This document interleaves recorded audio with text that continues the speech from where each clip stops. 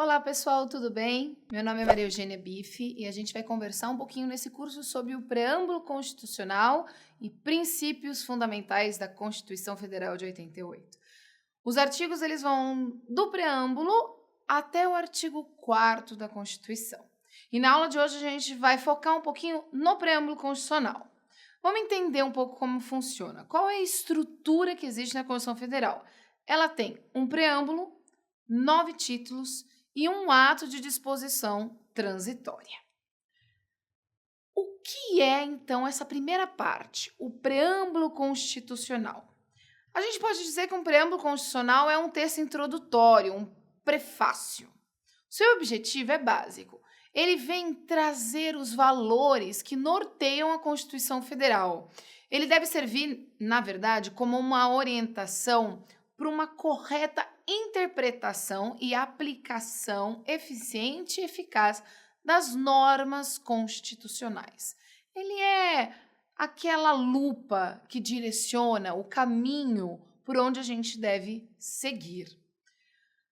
Qual é a natureza jurídica do preâmbulo? Existem 3 grandes correntes, existem mais do que essas 3, mas 3 principais correntes que trabalham essa ideia da natureza jurídica do preâmbulo. A primeira é da irrelevância jurídica, que diz um pouco que o preâmbulo, na verdade, é uma postura político-ideológica lá do poder constituinte. Quando a gente criou a nossa Constituição Federal, nós estávamos envolvidos em um sentimento político-ideológico que dá origem a esse preâmbulo, e ele não tem qualquer tipo de força jurídica. Existe uma outra corrente que é completamente ao contrário, que é o da plena eficácia. Ele dá ao preâmbulo a mesma eficácia jurídica de qualquer das outras normas constitucionais. Ele se apresenta de uma forma não articulada, ou seja, não é numerado um artigo específico para ele, mas ele tem a mesma característica, a mesma eficácia da norma constitucional. E existe uma terceira que fica no meio dessas duas, que é chamado de relevância jurídica indireta.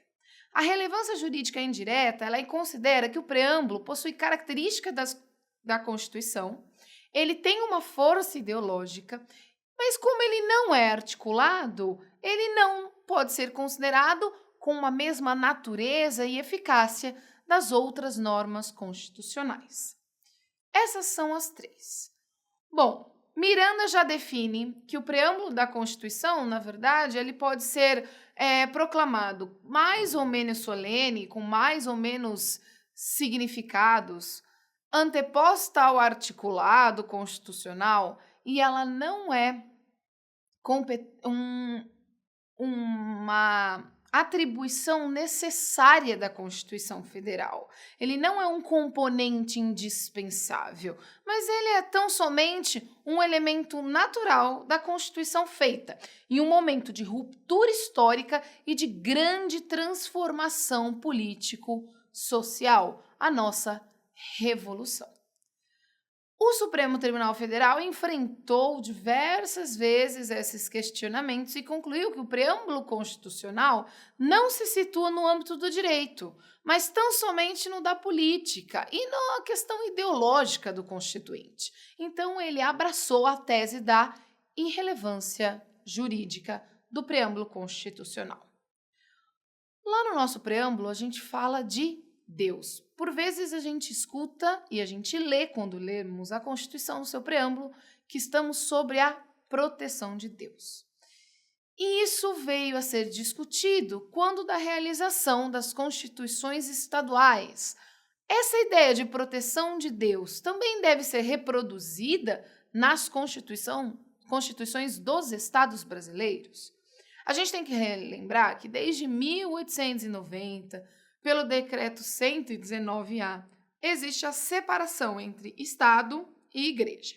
O Brasil ele é considerado um país laico, leigo e não confessional. Então, a proteção de Deus não seria trazer ao texto constitucional algo que contrariaria a própria essência da criação do Estado laico? Essa era a pergunta.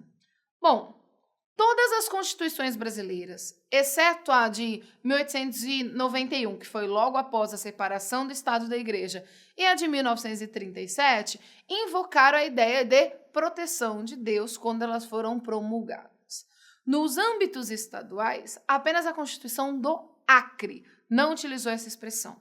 E exatamente por não utilizá-la, por essa omissão da reprodução dessa parte do preâmbulo constitucional, o Partido Social Liberal entrou com um questionamento no Supremo Tribunal Federal para tentar entender a ideia da omissão. Será que efetivamente as constituições estaduais poderiam deixar de citar a ideia de proteção de Deus em seus preâmbulos constitucionais? O Supremo Tribunal Federal, então, definiu a ideia da irrelevância jurídica do preâmbulo, que ela não tem força normativa, ela é um norte interpretativo. Portanto, aquilo que está ali não é obrigatório. E a expressão proteção de Deus, portanto, não é norma de reprodução obrigatória. As constituições dos estados podem invocá-la ou não. Para finalizar aqui a nossa aulinha, o que então é o preâmbulo constitucional? Ele não tem uma relevância jurídica, ele não tem força normativa, ele não cria direitos nem deveres e ele não tem força obrigatória. Ele é, portanto, um norte interpretativo das normas constitucionais. Estamos entendidos? É isso aí, pessoal. Muito obrigada pela atenção e eu vejo vocês na próxima aulinha.